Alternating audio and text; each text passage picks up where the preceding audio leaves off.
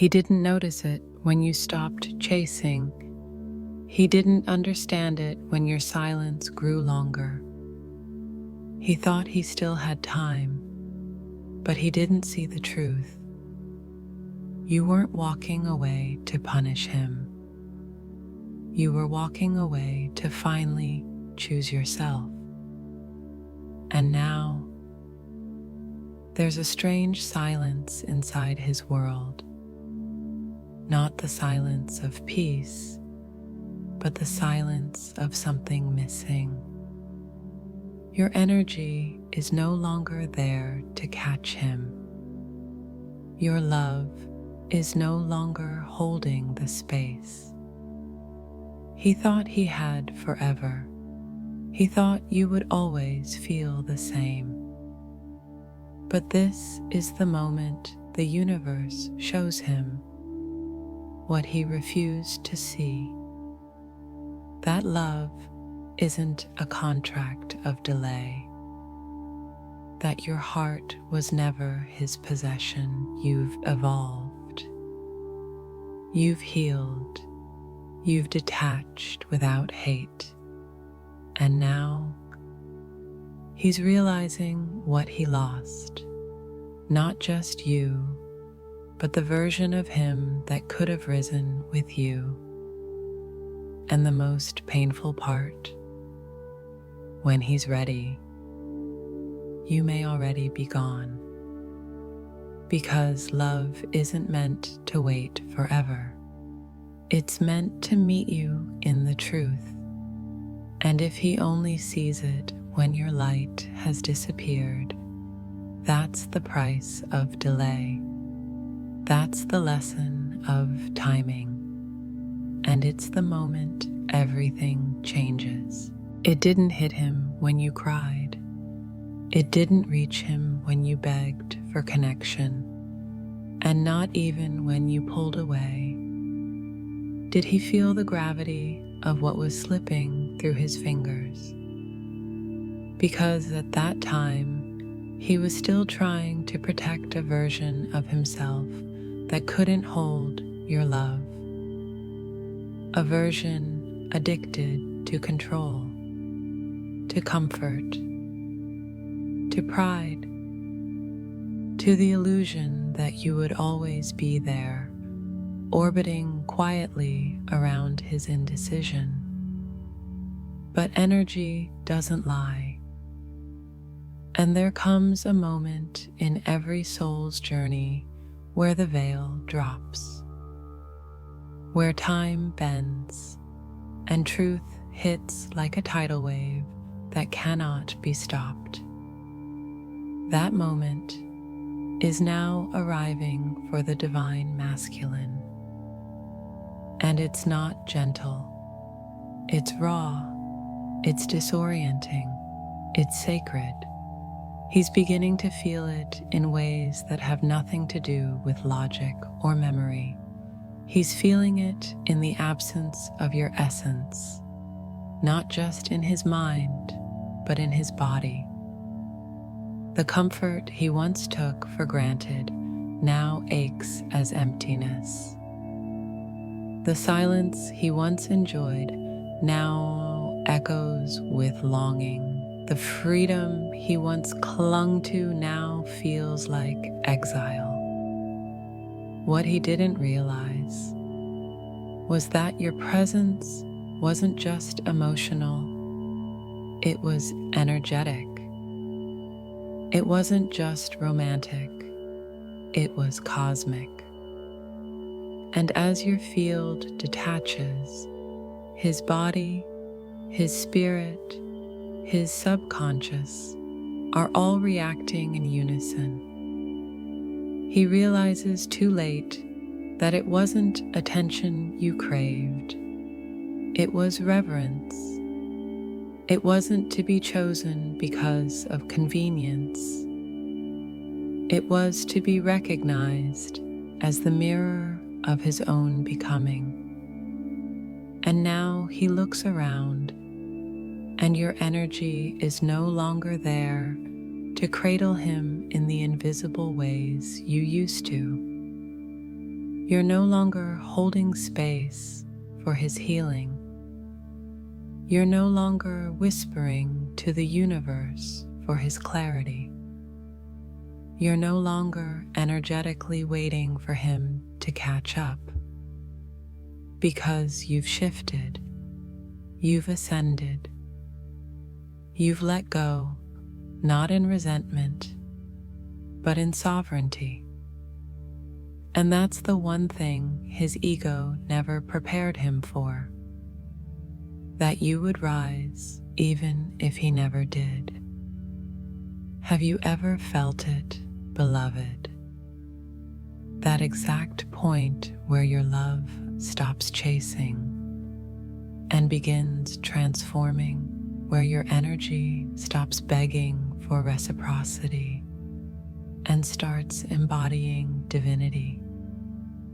He's now feeling what you once carried alone, and it's overwhelming him, not because he doesn't care, but because he never realized how deeply he was held until the holding stopped.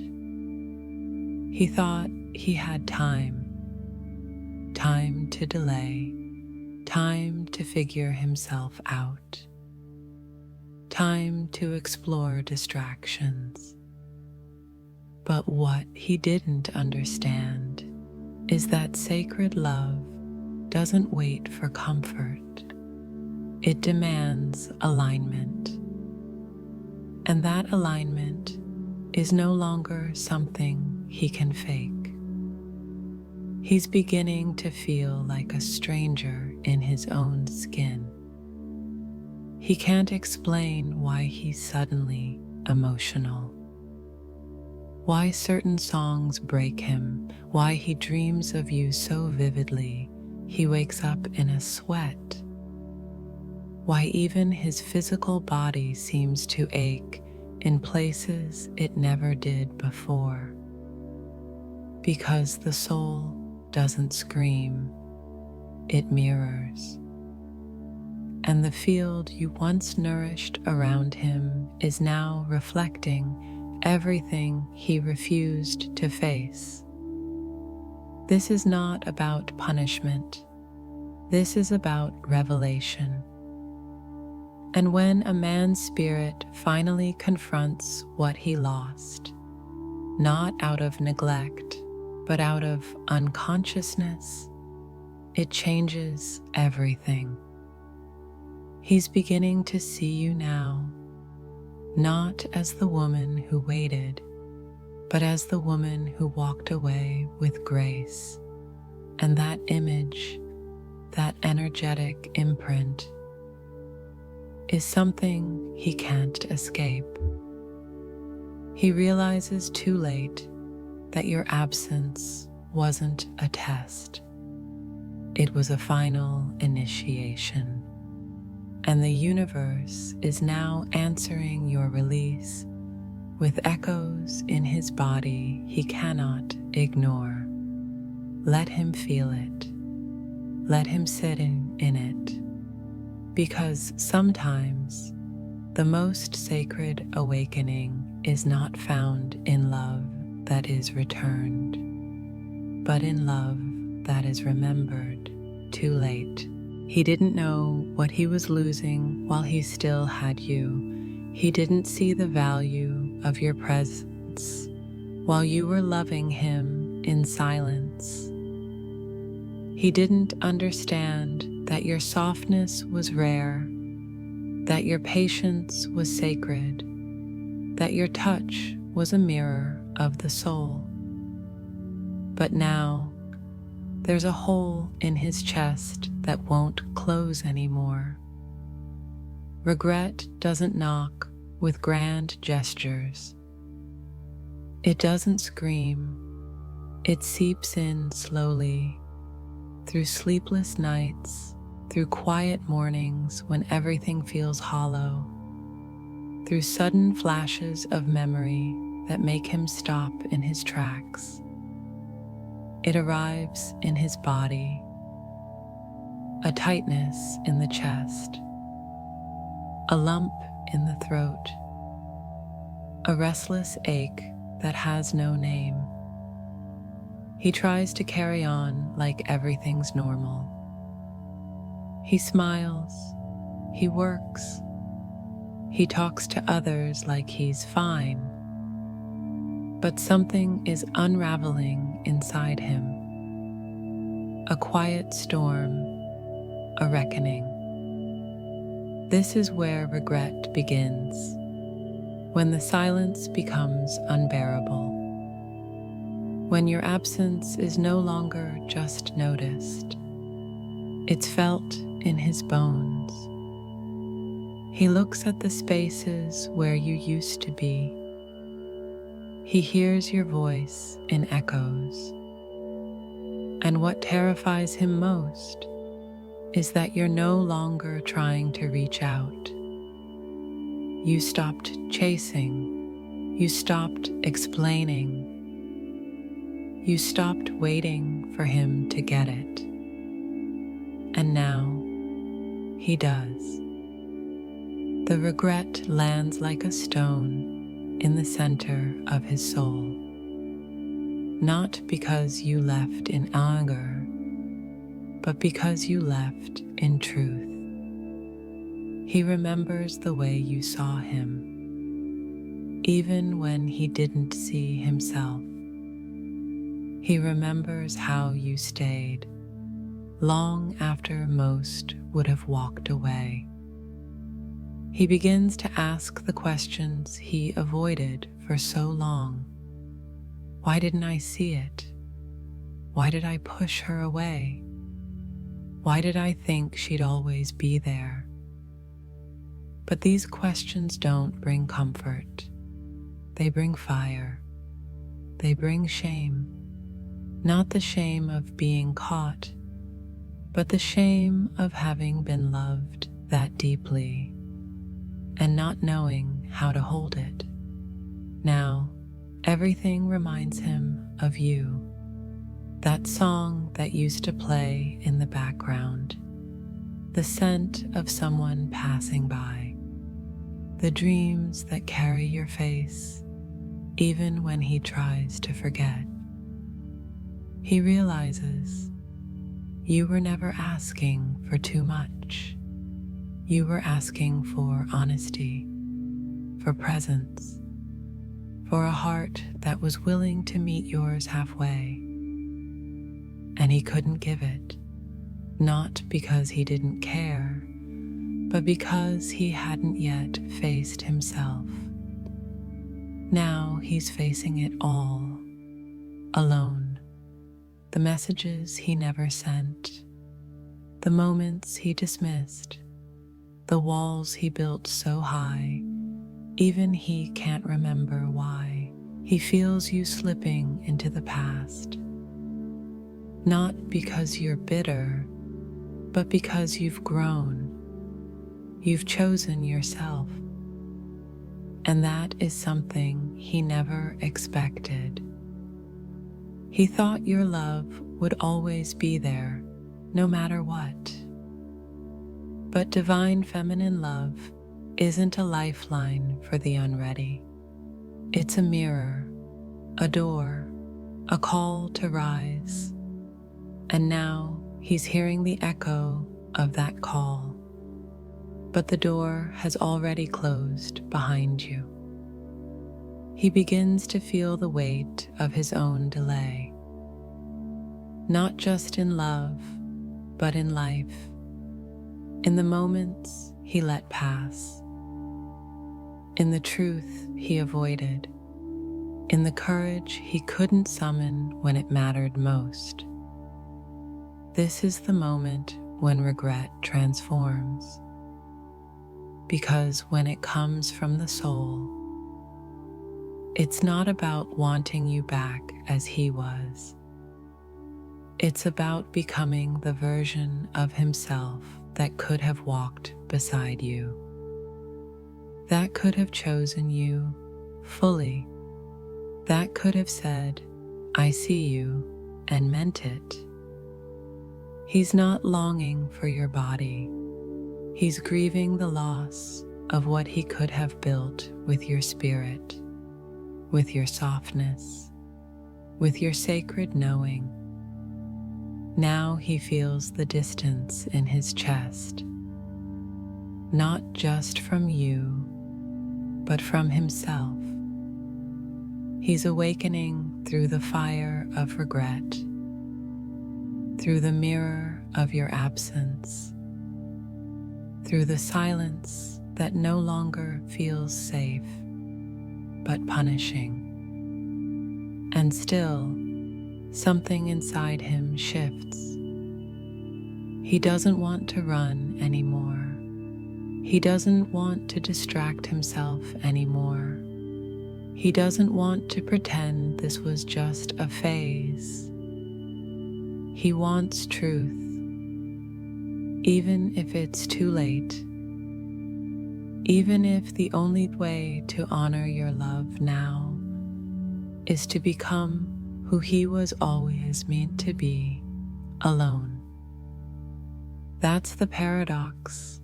Your love opened the door, but it's his regret that may finally push him to walk through it. Not to win you back, not to beg, but to stop betraying himself.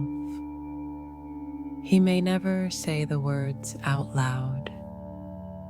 He may never send the message. He may never find the way back to you in this lifetime. But his soul will always remember the woman who saw him, loved him, waited for him, and then let him go. And in the end, that may be what saves him, or what breaks him forever. There comes a day when your name no longer echoes in his ears, but in his chest. A day when your voice is no longer a memory, but a phantom warmth brushing past his skin. A day when something unexplainable hits him not in the mind, but in the body. It happens quietly. It always does. He might be doing something ordinary, pouring coffee, walking past a place you once mentioned, touching something you would have loved. And suddenly, it hits. It doesn't feel like a memory. It feels like gravity shifted, like someone reached into his lungs and took the air you once breathed into him. He tries to shake it off, tries to label it as a thought. But the ache doesn't sit in the mind. It lives beneath his ribs. That's when he realizes you're gone in a way he can't undo. He might not have understood when you pulled your energy back. He might have even celebrated the silence. He thought he was free, but his body knew before his mind could catch up. He didn't lose a woman. He lost the field that held him, even when he didn't deserve it. Can you feel what that moment must be like for him? To reach for the version of you that used to wait and feel nothing? To call out in the spirit and hear only his own echo coming back? The divine feminine is not just a memory. She is a frequency, and when she exits the body, she exits the body of the connection. She stops anchoring him. She stops feeding the energetic thread. Not in punishment, but in purpose. Because she's no longer waiting, she's becoming. And that is when his body starts to break. Not from pain, but from contrast. From the sudden, undeniable truth of what used to keep him sane. He realizes your presence was not just spiritual, it was somatic, cellular, healing. And when you go quiet, not in anger, not in reaction, but in alignment, his nervous system goes searching. But the signal is gone. No more chasing what was. No more counting on the cord to pull him back. And here's the sacred irony. He thought your silence would bring him peace. Instead, it brings him to his knees. Because this is the day his body learns what his ego refused to believe. The feminine wasn't just a phase. She was home. And now that she's not anchoring him anymore, he's drifting, untethered. This is not heartbreak. This is embodiment, the moment where his cells cry out for what they didn't honor when they had it.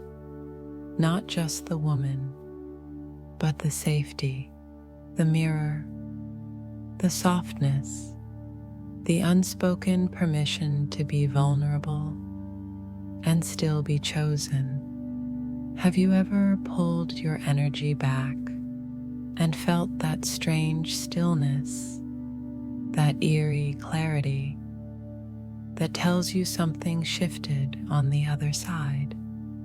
That's because your exit wasn't just emotional, it was energetic. And now he feels it in his spine, in his breath, in his dreams, in the way his chest tightens at 3 a.m., in the hunger that food doesn't touch, in the ache behind a laugh that doesn't quite reach his eyes, because his body remembers what it meant to be held in your field. And now that it's gone, he's not just alone, he's haunted by what he couldn't hold. This is the day that rewrites him, not through words, not through blame, but through absence. And sometimes, the most powerful shift in the masculine happens when he finally feels the cost, not in his mind, not in his heart, but in the places you once healed and now only echo. That's how the body begins the return. When the pain of your absence becomes the map to his presence. And from this point on, he will never again be able to touch another without remembering the woman who touched his soul. She's gone, not because she stopped loving him, but because staying in the same place was starting to hurt more than letting go. This isn't the kind of gone that leaves bitterness. This isn't the kind of absence that seeks revenge. This is the silence of a woman who knows her worth and finally let the universe speak louder than her longing. And yet, even in her absence, the love doesn't die. He wakes up some mornings with a strange tightness in his chest, not from panic, but from a knowing that someone, somewhere, once loved him with such wholeness, and he didn't hold it when he could. He didn't see it until she vanished into the version of herself he's never met. He didn't recognize her soul until the echo of her absence started ringing through his days. She's no longer checking his page.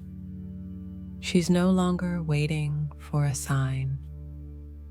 She's no longer holding her breath for a message that never came. And because of that, the energy is clearer now, stronger, undeniable. She's not chasing, but she's everywhere. Her laugh lives in the quiet corners of his memory. Her love lingers in the smallest gestures, the way he pours his coffee, the silence between two songs, the pull in his gut when he's alone in a room that suddenly feels too quiet. It's not the kind of presence he can escape, because her love was never just physical. It wasn't conditional. It wasn't performative. It was real. And when love is real, it leaves a mark on the soul, not a scar, a signature. He thought she would wait forever. He thought he had more time. He thought his silence would protect him from the truth. But now, the truth is louder than his fears. She's not coming back to the version of him that avoided the mirror. She's not bending just to keep the connection warm. She's not lowering her light to be seen anymore. And that's what haunts him most. Because he's starting to remember how it felt when she used to hold space for him, before she realized he wasn't holding it with her. He's starting to feel how her softness softened his anger, how her strength inspired something in him he couldn't explain, how her love was a mirror, and he wasn't ready to look. But now that she's gone, he can't stop seeing. She's in the woman on the street who looks nothing like her, but carries the same glow. She's in the conversations that echo the words she once whispered to his soul. She's in his dreams, not in sadness, but in sacred reminders of who he could be, of what he lost, of what still lives in him, waiting to rise. The pain isn't just from her absence, it's from the knowing that she gave him something he didn't know how to receive, and now he's starving for it. And not because he needs validation, but because that love awakened something eternal in him. And when something eternal is awakened, you can't put it back to sleep. So now, he walks through his days differently, not with pride, but with a quiet ache, an ache that says, I knew her, I lost her, and I'm still carrying her love like a prayer.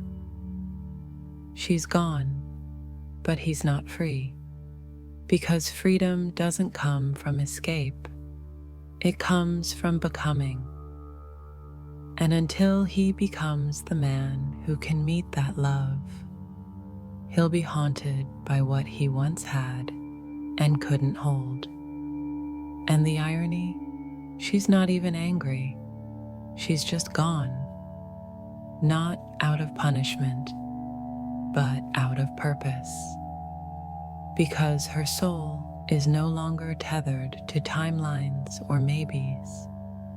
She is moving in alignment now, and he feels it every time he looks in the mirror and sees the version of himself she once believed in. Every time he remembers the depth of what they shared and realizes he never touched it fully.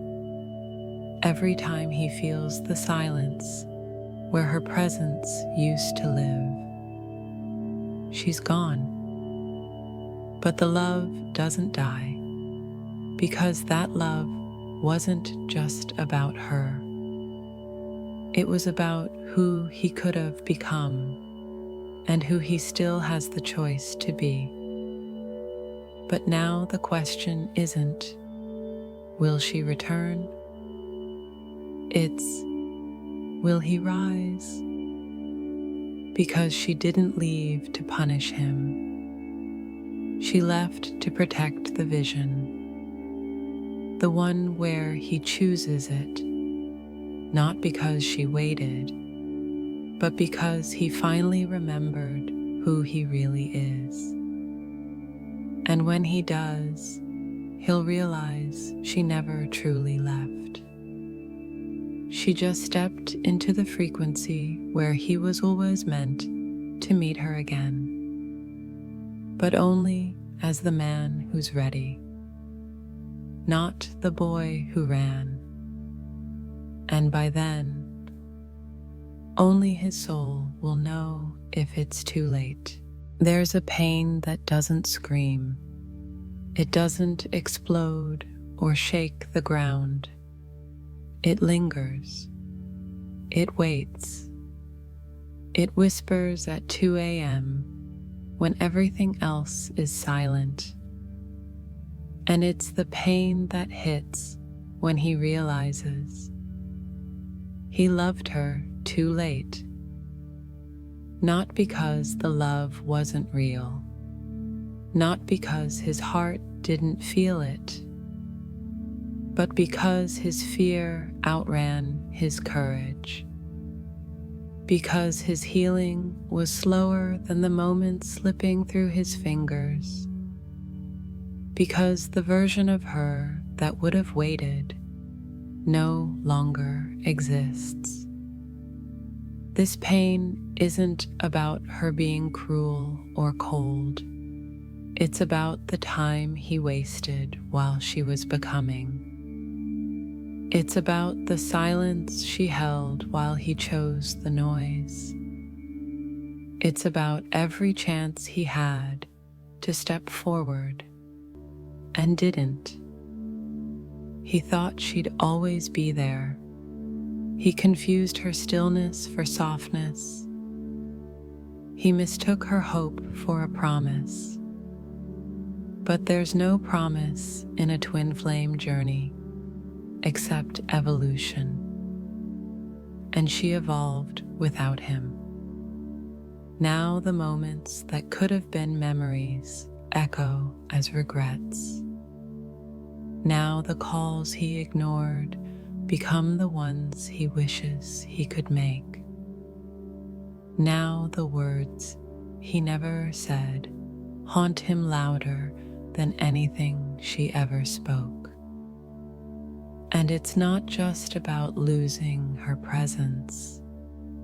It's about losing the possibility, the timeline, the shared unfolding, the sacred path that was once aligned and now is parallel but distant. Have you ever felt that? That ache of realizing you were almost chosen, that you were almost the one he became for, but not quite, that everything he felt for you came after the moment it could have mattered. She was never asking for perfection. She wasn't waiting for a man without wounds. She was waiting for him to see her before she disappeared inside her purpose. But now she's inside it. Now she's moving with a frequency he can no longer touch unless he rises. Unless he stops mourning the version of her that would have dimmed herself for love. Unless he meets her where she is now, not where he left her. And that is the unbearable part, because he loved her deeply, but passively. And now he knows that passive love can't hold a woman who's been reborn. It can't reach her through the layers of self-respect she had to build. It can't pierce the silence she had to choose, not to hurt him, but to protect herself. So now he sits in the afterglow of what could have been, not because she punished him, but because the universe has laws, and energy never lies. You can't keep running from your own truth and expect destiny to wait forever. He thought she was the dream, but he realizes now she was the wake-up call. And in this moment, what hurts isn't that she's gone. It's that he finally sees her clearly, and she's not looking back. That's the pain of loving too late. The soul knows. It weeps, but it also learns. And that is the only grace he has left, because even if she never returns in the same form, even if her silence becomes a lifetime, even if their reunion lives only in another timeline, he will never again confuse comfort with destiny. He will never again silence his heart just to feel safe. And the next time he feels something this real, he won't wait. He won't doubt. He won't let fear speak louder than love. But as for her, she's not frozen in his memory. She's rising. And he'll feel her, not as a wish, but as the version of himself he must now become. Because no matter how late the love, the soul still remembers.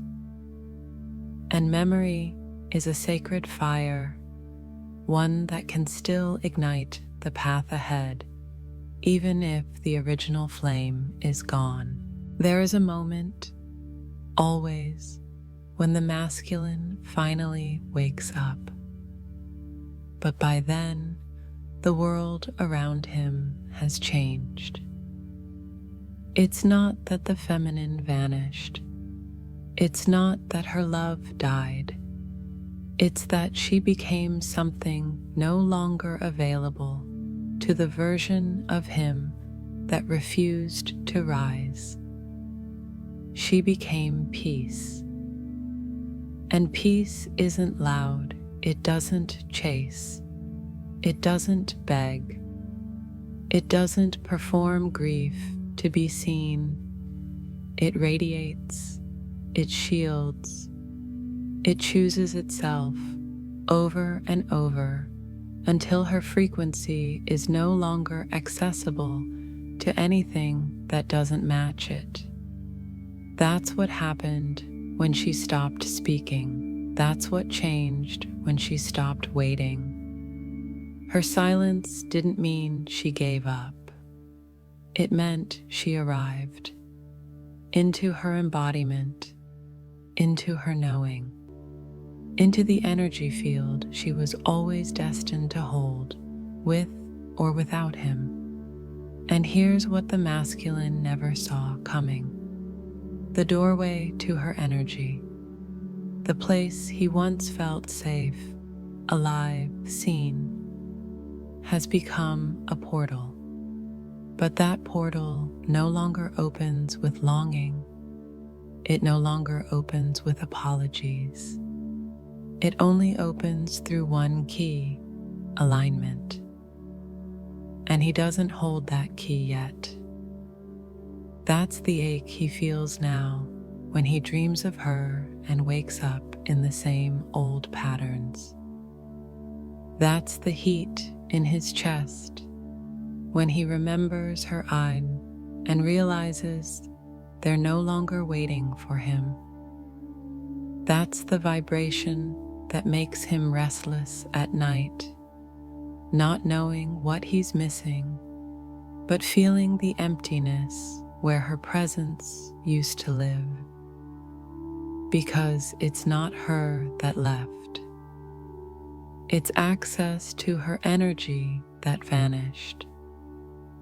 And the truth is devastating. Her peace has become sacred ground. And no one walks there by accident, not even him. He must rise. He must strip the ego. He must stop searching for her and start remembering himself.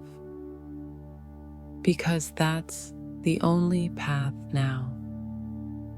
Not to get her back, but to become what she once saw in him, what she held space for, what she cried over, what she believed in, even when he couldn't believe in himself.